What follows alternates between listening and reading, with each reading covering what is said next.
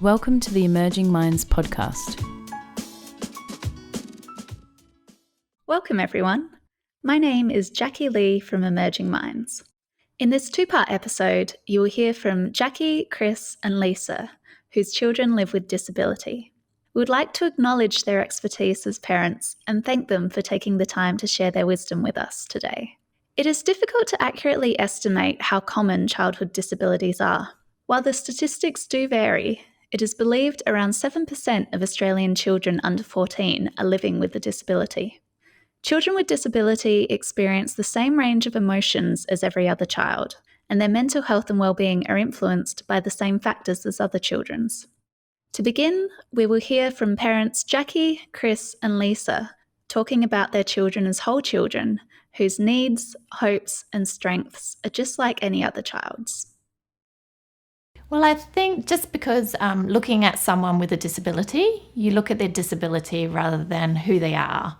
And really, my son is quite severely disabled, so his body doesn't work, but his brain is perfectly fine and he'll have you wrapped around his little finger in no time.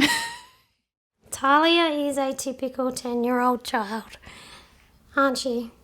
What do you like? Do you like fart and poo jokes?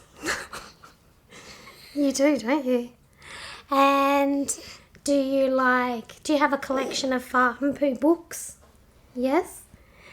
And you like music? You like singing? You like it when people dance? You like swimming? You like horses? You like dogs? Who's your favourite? Is Emmy your favourite? Your puppy dog? Yeah.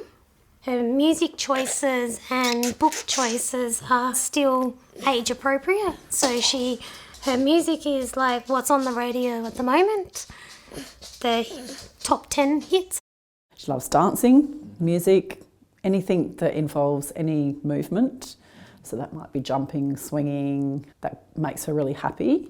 She loves being outside and in nature, loves art and expressing herself through art, particularly just exploring different mediums. So, if it's clay or paint or just getting really messy, she really enjoys that. If he just achieves a little goal or if he stands for a couple of seconds, that's really important. And that's like a goal that he's achieved and it makes everyone feel happy. Or, he's just a joy to have around and he finds the good in everything. And whatever activity we do, as long as we can modify it so that he's included, he's just so happy. She likes to be kept busy. And when I say kept busy too, and included, it can be with helping me do my housework. It doesn't have to be kid-appropriate things. She just likes to be there with other people and likes people to talk to her. For my daughter in particular, one of her biggest strengths is her resilience and her persistence. She'll be in really, really challenging situations and her persistence is so much stronger than people give her credit for. It's quite difficult for her to manage what a neurotypical child would manage, but she'll keep persisting to fit that sort of environment, and I think that's really admirable. When her cousins play chasey with her by, pushing her wheelchair around and chasing the other kids, the faster you go, the more she smiles, so she's like a normal child. loves going fast, loves being a bit of a rat bag.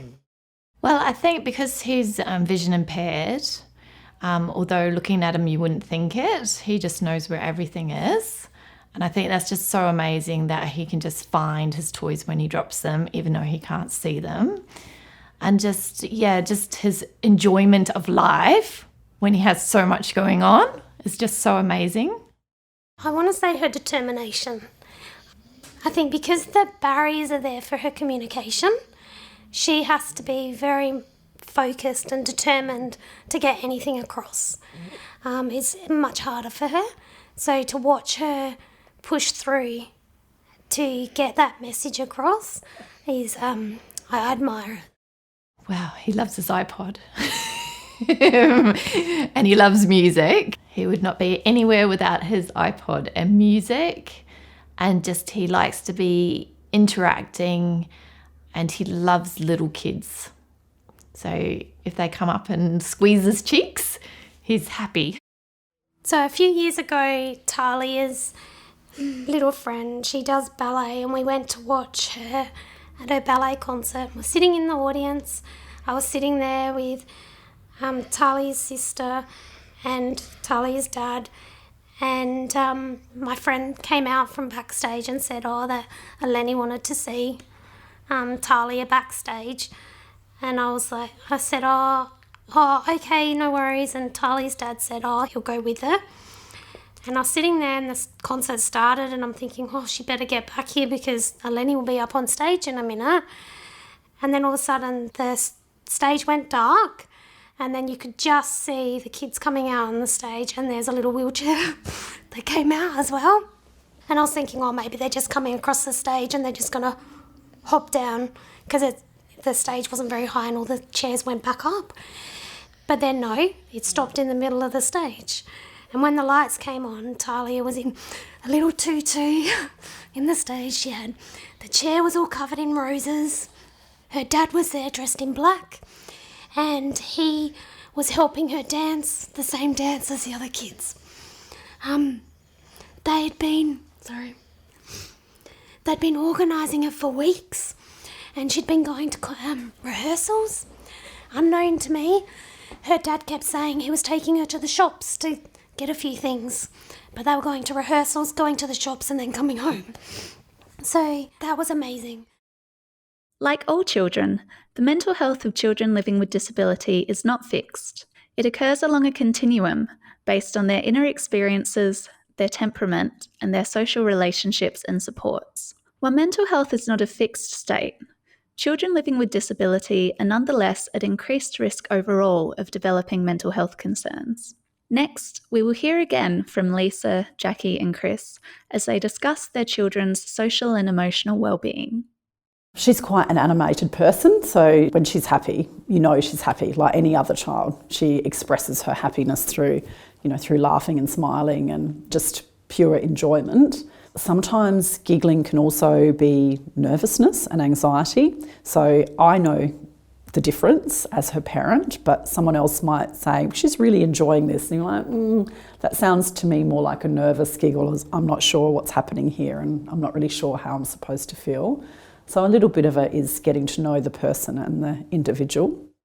If there's any negative energy within a room, he will get upset and he'll make that very, that everyone knows that he's not happy about the situation. So that's his way of communicating if he's not happy with someone. For my daughter, for a long time she couldn't express her feelings and emotions. So that was always really challenging. And sometimes I don't think she could even really understand or acknowledge her emotions. So as she's grown older and we've given her a lot more strategies just to even name what you're feeling. So we'll use a strategy where we'll say, you look really happy, you look like you're really enjoying this. So we're giving her a name for the feeling that she's having, and not just when she's feeling upset or saying, you look really cross, I wonder what's making you cross, but naming all of those emotions. That's a surprise. What a surprise. Someone's here that you weren't expecting. So naming all of those little emotions, and I think that's really helped her, and just acknowledging as well, because you don't always have to feel happy. And I think that's a trap for people with disability, that any big behaviour or any challenging behaviours can be seen as being something about their disability, when really we all have a whole gamut of emotions. We all have days where we feel a bit grumpy or a bit upset, and it's nothing to do with the disability, it's just, the range of emotions.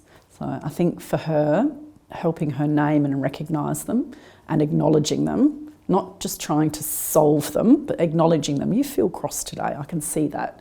You're really grumpy. I wonder what that's about, has helped her a lot. Kids trapped inside their bodies with a regular brain that, like the normal stuff maybe an 8-year-old would like, can get really frustrated. It's almost when you look back at a baby and you see that they're trying to crawl but they can't, and they're really angry. So it's the same within disability as well. They get very frustrated and angry when they can't do something that they really want to do. She's usually pretty happy when she gets her own way, like, like a normal 10-year-old, like every 10-year-old. When she's happy, she's quite relaxed. She will smile lots. She'll probably do her little vocal, like her little chitter-chatter. When she's active, when she's kept busy, she just doesn't like sitting around doing nothing. I don't blame her. I'm not a big fan of sitting around doing nothing either. He gets very upset, and he does do some self-harming in his way to communicate that he's not happy. So being in mind that if he's having a really self-harming day, well then, he might have pain somewhere or just be not happy that day or woken up on the wrong side of the bed like most other kids do. You'd have to learn what her cues are for discomfort or, something she doesn't like. But generally it is, the tears, the bottom lip, the planking, going really stiff. They're usually her little cues that say, either please stop or I don't like this. Her strategies, as I said before, are just allowing her to have some autonomy in what's happening. That's the main thing for her, and giving choices. Sometimes we might limit what the choices are, and sometimes the choices aren't things that can be actioned. There might be something that we just really can't do, but to the best of our ability, if she expresses that she needs to do something, we'll try to make that happen. And initially, if we were out in the community, her resilience of being out and about was quite limited, but we would always make sure that if she expressed she'd had enough and she needed to go, we would make sure that happened, rather than push through to a point where she would then dysregulate and be really unhappy with her own responses, because that was distressing for her. And then I guess over time we've worked that she can tolerate more and more, because she knows when I've had enough, someone will be there for me and will either remove me from this situation or help me through a challenge. He would communicate in ways that he would self-harm, he would cry, he would punch himself if he wasn't happy. So if he's doing his exercises and he really doesn't want to work out, he would just start biting himself to get out of doing it. So that's just a way that he communicates his feelings in a very blunt manner. My biggest challenge would be the communication barrier. You constantly have to try to sort of problem solve, I suppose, to work out what the issues are. I tend to know her pretty well now, so I can get to the problem, the root of the problem pretty quickly. But for people that don't know her, it's a little bit harder. So that I always feel that is a barrier and like a huge challenge for her. But even when she is having bad days, as soon as she smiles, even when you're because you can get frustrated trying to work out what's going on, what the problems are. But as soon as she smiles, everything's okay. Doesn't matter how bad your day is, she smiles and everything is better. One of the things I've learnt from her is to partner in small enjoyments. And that sounds a bit strange, but to meet her in those little moments, whether it's just being in nature and, marvelling at really tiny little things in nature, I can't even express it, but just meeting her in those moments is something that you probably don't think about for someone who's neurotypical, because they do share their experiences with you, where for her we've really had to get at her level to partner with her in her engagement with the world, really, because she never really offered that shared engagement. He's very in tune with people's body language. So there's definitely people he doesn't like, and he'll let me know that he doesn't like them. But obviously, if he knows that someone's genuinely interested in him and genuinely being nice to him, he actually really responds really well to them. Because obviously, if you're enjoying something and you're thinking that someone's been nice to you, you actually feel good about yourself. So to Sam, he's actually feeling enjoyment within any situation, whether it be in a hospital situation or anything. Sometimes you're not even aware of what's eroding that resilience, because it might be quite subtle, and because she doesn't always verbalise, there might be worries or concerns that she's not able to articulate. So it can be a little bit of a guessing game, but also she's very empathetic to people around her. So if And I can use COVID-19 as a perfect example. There is social anxiety at the moment that she may not understand the message behind it or even the main concerns, but I can see how it impacts her anxiety because she's feeding off of this, the feeling that's around her, that feeling state. So we're always really mindful, even things that at times are enjoyable for other people, and I'll use Christmas build-up as a perfect example.